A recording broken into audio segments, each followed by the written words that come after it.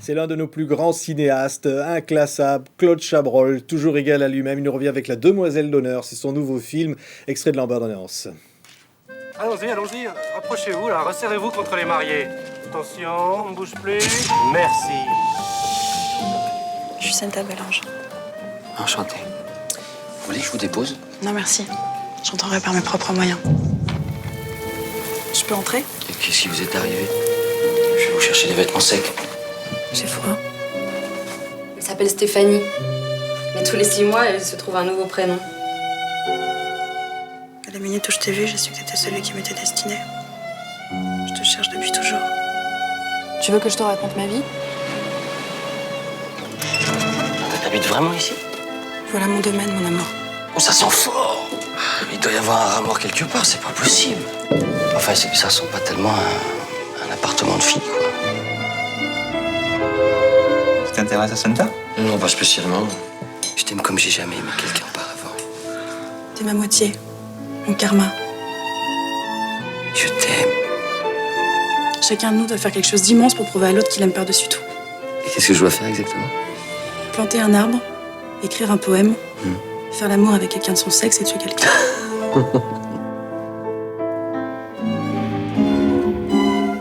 Qu'est-ce que vous faisiez ce matin à l'île des plantes? J'ai rien à voir dans tout ça. Claude Chabrol, La Demoiselle d'honneur. C'est le 52e film, 45 ans de carrière. Et toujours le même bonheur comme ça, de retracer la comédie humaine, comme ça, avec... Oui, j'avoue que c'est une des choses qui m'étonne, c'est que je ne me lasse pas, je ne me blase pas, quoi. C'est un plaisir pour moi d'aller sur un plateau, c'est incroyable. Ouais. Diriger des acteurs, même si les acteurs s'expriment, on les sent heureux d'être dans des personnages forts, comme ça, dans une histoire forte. Oui, et puis c'est agréable parce que on les dirige sans les diriger, c'est qu'on on leur donne comme un doigt qui montre le chemin, c'est par là que ça se passe, et ils amènent leur personnalité chaque fois. Il suffit de la canaliser un petit peu, c'est un métier magnifique, Ouais, je vous le dis. ça, oui, voilà, on le voit, et vous exprimez ce bonheur et cette joie, Claude Chabrol. Laura Smet, Benoît Magimel, sont des jeunes, vous tournez aujourd'hui, vous l'avez dit, vers la jeunesse. Oui, parce que je trouve que c'est très intéressant. Et puis bon, vous savez que quand on va avoir beaucoup de spectateurs, on est bien obligé de constater qu'il y a plus de jeunes que de vieux. Donc, on est obligé de rajeunir le spectateur. Donc, ils aiment bien, les gens aiment bien se voir à leur âge, quoi. Et à partir d'un certain moment, on sent qu'on peut de nouveau reparler de jeunesse. Alors là, voilà, bon, l'histoire, on l'a un peu senti à travers cette bande-annonce. Laura Smet, elle est ce personnage énigmatique, qui va partager une histoire d'amour avec Benoît Magimel. Et dans ce film, il est troublé, il est pris. C'est un homme dans une famille, un milieu, on va dire, assez tranquille. Et d'un coup, comme ça, un univers nouveau s'offre à lui. Et oui, et ça l'enivre littéralement. Et ce qu'il y a d'intéressant, c'est que on s'aperçoit que il est enivré par elle, alors qu'il est évident qu'elle ne peut pas être détruite par lui. C'est elle est plus forte, quoi. Oui. Alors, c'est une relation d'amour, l'amour qu'elle va entraîner, c'est une sorte de menthe religieuse, comme ça, puis à la fois inquiétante et mystérieuse, Oui, parce que on se demande si elle dit la vérité ou si elle ment, et en même temps fascinante. Elle a son univers à elle, et on a l'impression que lui est pris par l'amour, une victime de l'amour, et en même temps, il y va volontiers. Oui, parce que sans doute qu'il avait des manques dans son existence si bien ordonnée, si honnête, si propre, c'est vraiment le genre idéal, quoi. Et peu à peu, on s'aperçoit que ces failles, finalement, ne sont pas plus importantes que ce que trimballe le personnage de Laura, enfin, a dénommé Santa dans le film, mais lui-même n'a pas la résistance suffisante, puisque ça n'est pas son monde à lui, ça n'est pas son univers à lui. Ouais. Alors c'est un suspense, il y a beaucoup de vous et beaucoup de ce qu'on aime chez vous, on dit déjà et on l'écrit, c'est un des plus beaux films, parce qu'il y a aussi cette écriture cinématographique qui est la vôtre, avec cette musique, avec ces plans comme ça qui se promènent, avec vos caméras qui jouent avec les personnages. Oui, ben j'ai essayé à la fois de faire que le récit soit très fluide, très compréhensible, et en même temps que chaque plan ait une espèce de double sens. Et alors j'y suis arrivé de temps en temps. Ouais, ouais. Alors, bon, ben, on va pas trouver des influences, mais c'est vrai. Alors là, il y a un autre livre qui sort en même temps. Ça s'appelle Laissez-moi rire, Oui. publié aux éditions du Rocher en collaboration avec Andrea Seo. Oui, C'est on a eu vous. beaucoup de mal hein à trouver la photo parce que... Oui, bah, vous rigolez pas justement sur la photo. Très Hein. sérieux. Vous avez encore la pipe, maintenant je J'avais crois que c'est le encore la pipe, cigare. maintenant c'est le Hein, vous cigare, avez changé, ouais. mais enfin, laissez-moi rire. C'est-à-dire, on a l'impression que c'est jubilatoire vos films. C'est-à-dire que là, par exemple, on va pas révéler quoi que ce soit du film, mais il y a quelque part la mort qui rôde, quoi. Et Oui. en même temps, vous aimez rire. Oui, j'adore rire. C'est-à-dire que si on ne rit pas, je ne vois pas ce qui vous reste.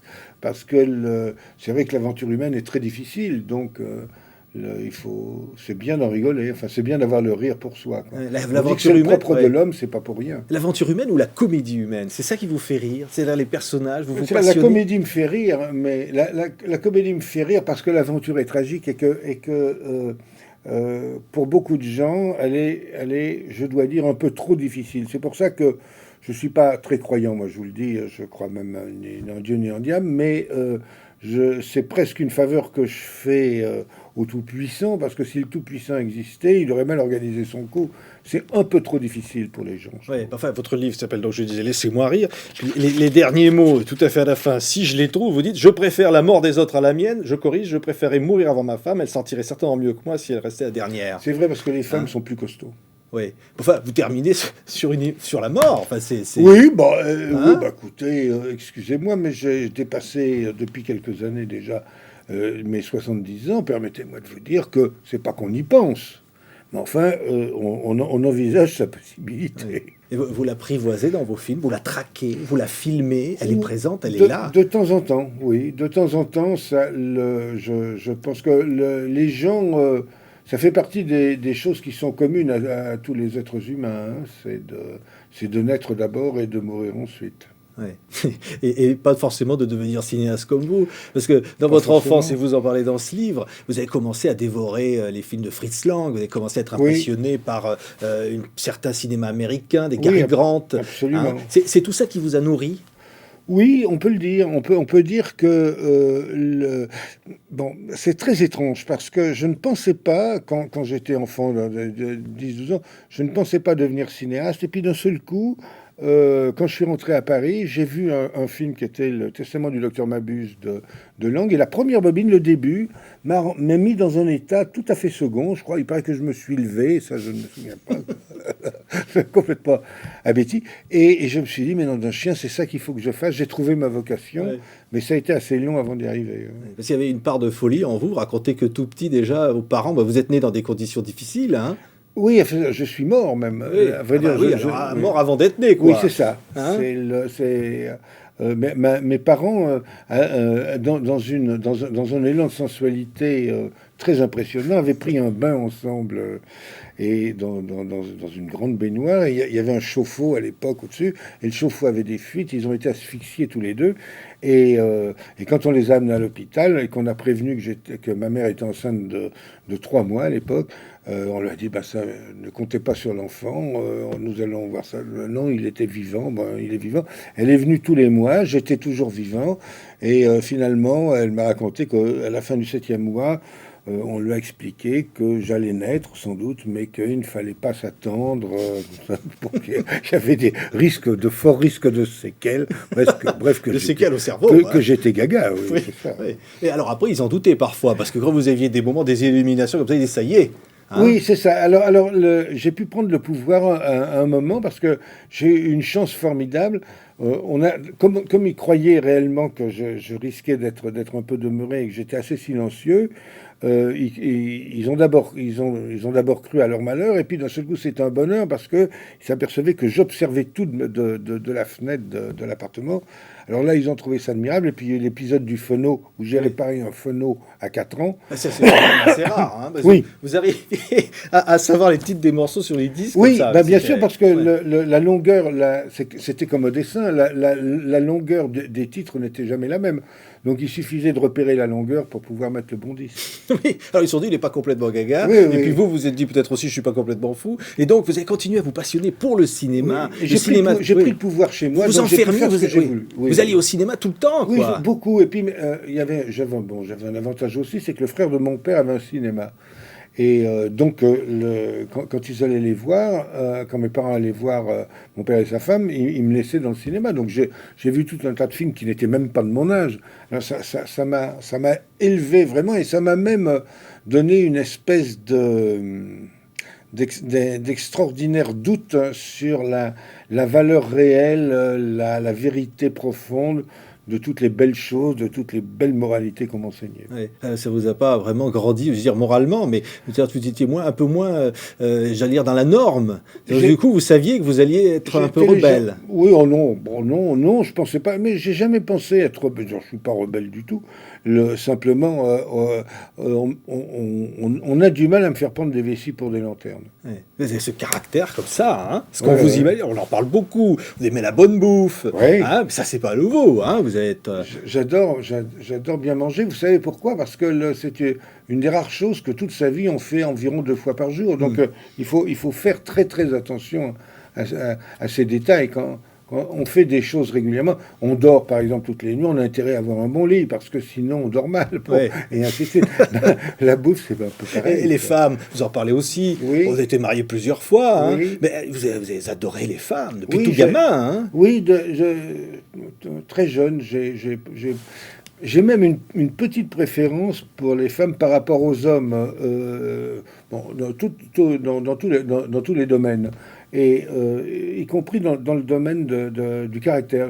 J'aime beaucoup les caractères, et je trouve que les femmes ont, par la force des choses, parce qu'on vit dans un univers encore un peu masculin, un peu machiste, que les femmes ont besoin d'avoir un caractère souvent mieux trempé que les types. Ouais. Et comme ça, on va en parler. Vous avez tourné avec votre femme souvent, Stéphane Audran Oui. à l'époque. Et puis les femmes, vous avez adoré les filmer, les Isabelle Huppert, Oui, les ah autres. oui, Il y a oui. toujours beaucoup de femmes dans vos Écoutez, films. c'est plus agréable Ouais. de tourner un beau visage de femme qu'un barbu. Oui. Même, Même si Jean-Yann était pas mal dans le boucher. Fut-il aussi talentueux. Justement, on parle de cinéma, Claude Chabrol. Parce qu'évidemment, on ne peut pas penser à vous sans penser à la nouvelle vague du cinéma. Vous êtes arrivé, vous êtes plongé là-dedans. Vous avez croisé Romer, vous avez croisé Godard, vous avez croisé Truffaut. Ah oui, je fais même plus. Comment que ça croiser. s'est- On a vécu ensemble quand on était en ce qui est là-bas. Ah ben c'était très étrange parce que on se rendait absolument pas compte que c'était un cas un peu particulier d'une espèce de génération qui sortait, qui sortait de la guerre, qui finalement avait été influencée par la vague de cinéma américain qui était arrivée immédiatement après la guerre. Et là, quand il y a une énorme vague de cinéma américain, le côté propagande, le côté disparaît un peu, et il n'y a plus au contraire les éléments culottés qui sont très fréquents dans le cinéma américain. Beaucoup plus culottés qu'en France. Par exemple, on a pu faire des films sur le Vietnam pendant la guerre du Vietnam. On n'a jamais pu faire de films sur la guerre d'Algérie. C'est vrai que c'était pas une guerre pendant la guerre d'Algérie. Mais il y a un engagement politique aussi quelque part derrière. Bon, vous êtes dit quand même le monde et tout ça. Il y a des Oui. choses qui vous révoltent. Vous avez dit le cinéma, c'est aussi un outil. Disons que je suis naturellement plus de gauche que de droite. Mais en même temps, je me refuse à considérer que tout ce qui vient de la droite peut être absurde et que tout ce qui vient de la gauche est admirable.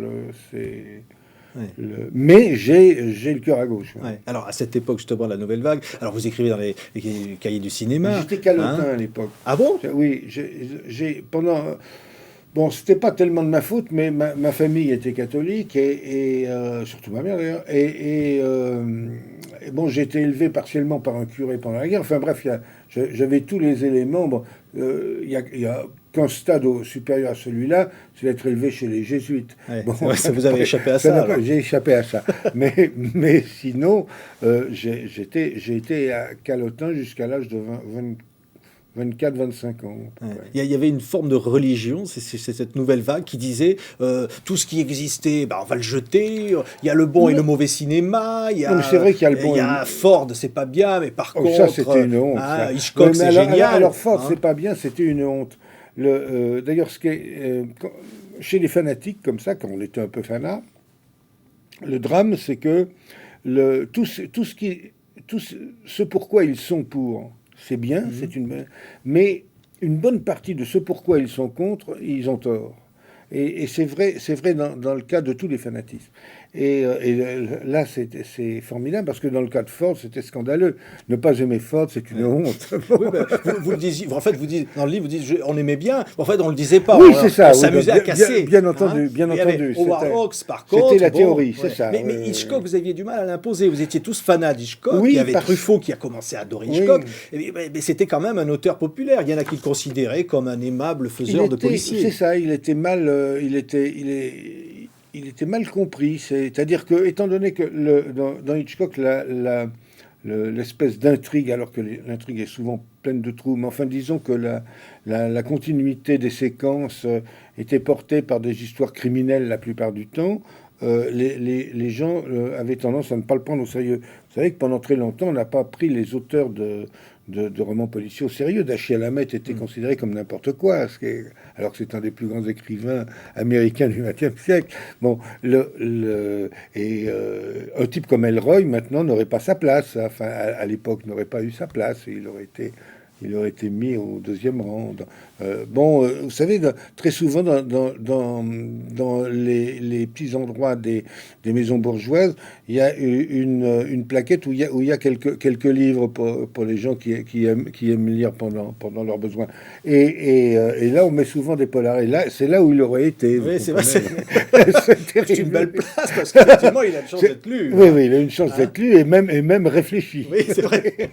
Alors, on va parler du cinéma, évidemment, Le Beau Serge. Alors, vous avez commencé une carrière, on le disait tout à l'heure, c'est le 52e film, hein, et ça commence tout de suite, et vous êtes catalogué comme ça, nouvelle vague, et on va dire, bon, voilà, il y a une nouvelle forme de cinéma que vous représentez avec d'autres. Ça a été assez ridicule, l'engouement de départ. Et heureusement, on était suffisamment... on avait suffisamment les pieds sur terre, ou peut-être suffisamment intelligent, finalement, tout bêtement, pour ne pas croire tous les compliments. Moi, je me souviens parfaitement que j'ai été traité en même temps, de Balzac, Beethoven et Velázquez. Les trois à la fois. Oui, si je l'avais cru, que serais-je maintenant? Oui. Je vous le demande. Vous êtes devenu Claude Chabrol. Je vous le demande.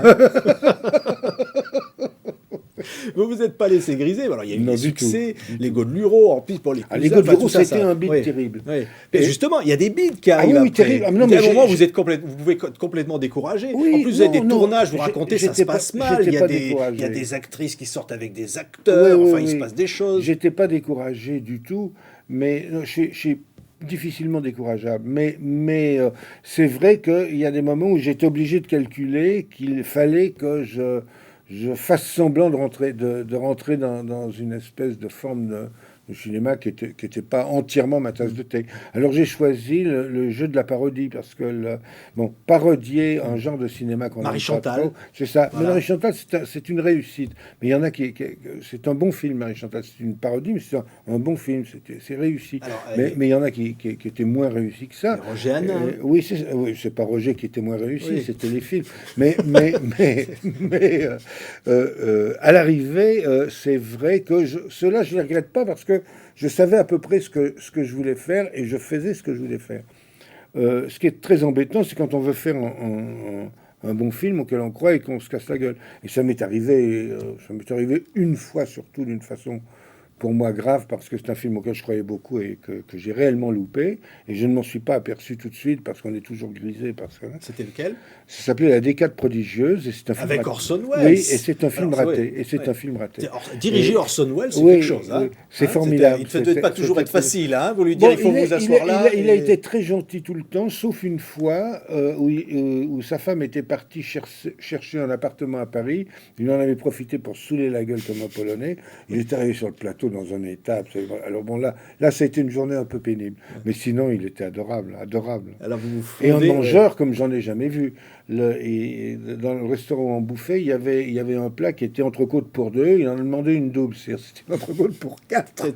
Ça devait vous plaire, c'est vous qui avez été élevé au jus de viande. Oui, j'aimais ça. Non, mais je trouvais ça très beau, mais j'aurais été incapable de le suivre. Vous disiez que vous avez été élevé au jus de viande, c'est vrai. C'est vrai. Non, pas au lait, le jus de viande. Non, jus de viande, je ne pouvais pas supporter le lait, sans doute à cause de l'empoisonnement du sang. Oui. Alors, Alors, quelques films, alors vous êtes obligé de vivre, hein, alors il faut bien faire des films, mais quelque part, vous vous dites, bon, il y a Docteur Popol avec Bébel, il y a des choses parfois où vous dites, on peut faire de la qualité avec un cinéma populaire, mais vous n'êtes pas toujours compris. C'est ça, mais enfin, Docteur Popol est un film qui a eu un gros succès, vraiment. Et c'est un film que j'aime, mais qui a été assez éreinté, parce que c'est un film qui a une forme, qui est la forme d'un canular de carabin. Alors, c'est un canular de carabin, et il faut le prendre comme ça, et à ce moment-là, ça devient très amusant. Il y a une phrase très belle dans le film, il y a un personnage qui dit « J'en ai assez d'être aimé pour moi-même, à mon âge, il est temps qu'on m'aime pour mon argent. » Oui, c'est fabuleux. Je trouve ça assez joli, oui. Alors, il y a les films de genre aussi, parce qu'on en parle moins. Oui. Alors, le Cheval d'Orgueil, vous avez montré une sorte de carte postale de la Bretagne. C'est ça, c'était une carte postale, c'était le calendrier des postes. Alors, ce qui est amusant dans le Cheval d'Orgueil, le film a pas mal marché finalement, parce que il a fait en Bretagne ce que les films font en général sur le reste de la France, mais il a fait sur le reste de la France ce qu'ils font en général en Bretagne. Alors, vous avez même touché au documentaire, L'œil de Vichy. Oui. Vous avez montré des archives de la guerre. Oui, comme ça m'avait frappé. Oui. C'était des souvenirs, c'est presque autobiographique. C'est-à-dire que pendant la guerre, dans mon cinéma, là, il y avait forcément des actualités qui arrivaient avec un mois de retard à peu près. Et je me suis aperçu assez vite que ces actualités étaient un système de propagande éhonté. Enfin, c'était. Alors, j'ai voulu montrer comment on peut abrutir les gens avec le regard du cinéaste, en démontant comme ça avec le regard du cinéaste, en disant voilà, c'est du cinéma. Avec de fausses vérités, mais en même temps sans commentaire. C'est-à-dire en faisant. Je pensais que les gens étaient capables de voir, étant donné que les événements étaient passés depuis longtemps, étaient capables de voir à quel point on pouvait les enduire d'erreurs, comme on dit si joliment. Il y a des grands criminels. Alors il y a Landru, Violette Nozière. Oui. Vous aimez comme ça rentrer dans des personnages qui ont cette dimension. Je n'arrive pas à me dégoûter complètement de n'importe qui. Bon, c'est le côté... si vous êtes un être humain, vous êtes digne d'intérêt d'une manière ou d'une autre. Et de savoir, même si vous êtes devenu un monstre, vous n'êtes vraisemblablement pas né monstre. Donc c'est intéressant de voir l'évolution comme ça. Alors un type comme Landru qui a effectivement fini d'une manière monstrueuse, j'essayais de montrer le côté marrant du bonhomme qui était réel. Enfin, c'était une espèce de faux anard. Enfin, il avait des phrases... qu'on a réutilisé, qui était très juste, qui était tout simplement il y a des gens, on tue pendant cette guerre, ça se passait pendant la guerre de 14, on tue des bons hommes, moi je me charge de tuer les bonnes femmes. C'est horrible. Et alors, Violette Nozière, il y a Jean Carmé qui joue le père, il y a ce contexte aussi, vous ne l'excusez pas, mais vous racontez comment cette femme qui va tuer ses parents, il y a un contexte, une promiscuité, une difficulté de vivre. C'est un personnage très étrange parce que Violette, quand elle a été graciée, alors qu'elle a tué son père et sa mère quand même, quand elle a été graciée, elle est devenue mère de 4 enfants et a été une mère absolument magnifique. Enfin, c'était... Et j'ai vu les enfants de Violette Nozière au moment de la sortie du film, qui m'ont dit c'est étonnant parce que on sent que vous l'aimez bien, bon, donc là, mais ce que vous racontez, on a l'impression que c'est quelqu'un d'autre, que ça n'est pas notre mère, que ça n'était pas ça du tout. Je parlais de la comédie humaine tout à l'heure. C'est vrai que les milieux bourgeois que vous avez souvent décrits, les scènes de table, où les personnages se retrouvent dans dans la bourgeoisie, les scènes de table ont leur importance parce que soit que les bourgeois se divisent en 2 catégories en général, ceux qui mangent bien et ceux qui mangent mal. Mais les uns et les autres... pour les uns et pour les autres, le repas est important. Pour la bourgeoisie, le paraître est 50% de l'être, et paraître à table, c'est une des choses importantes. Ouais. Vous croyez en l'homme? C'est ce qu'on dit beaucoup. Vous regardez beaucoup la télévision, les jeux idiots et tout ça. Vous y trouvez de l'inspiration. Ça vous rassure sur la condition humaine?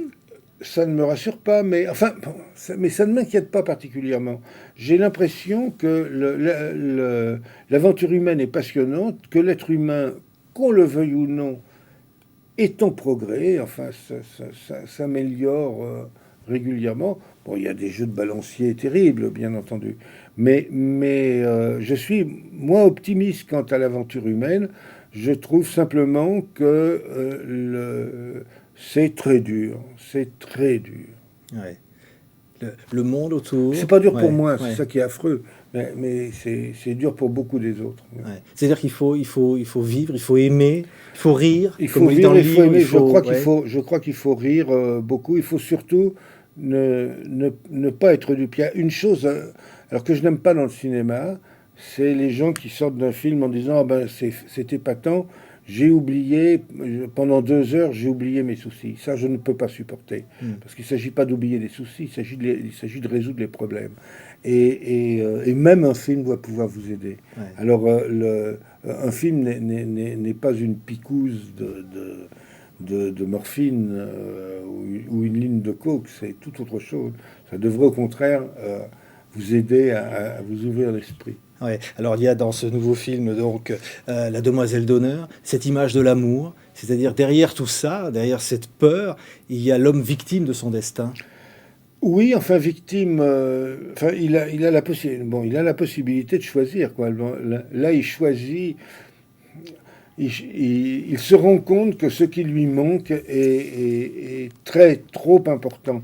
Sans doute parce que il a eu trop tôt et d'une manière trop forte à avoir à nourrir sa famille. C'est-à-dire que bon, il a sa mère et ses deux petites sœurs. Il est bien évident que la mère a fait ce qu'elle a pu.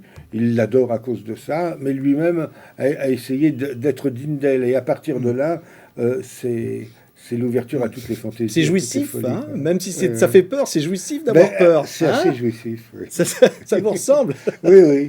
Merci Claude Chabrol. Voilà, évidemment, le nouveau film événement, c'est La Demoiselle d'honneur. Et puis le livre de souvenirs, Laissez-moi rire. Ben, on va rire en frissonnant de peur et de bonheur. Ouais. Merci Claude Chabrol d'avoir été avec nous. Hein, encore un mot? Oui, un dernier mot. Il y a une image dans le film à laquelle je tiens beaucoup. C'est un flic qui suit le personnage dans un jardin public. Et quand Philippe Benoît Magimel s'en va, le flic le suit, il le regarde bien, et comme il marche tout droit, il marche dans une merde de chien. Ouais. Et sans regarder, il se contente de faire comme un cheval. Il gratte le truc et il continue à avancer. C'est typique de l'aventure humaine. Merci Claude Chabrol. Je vous en prie.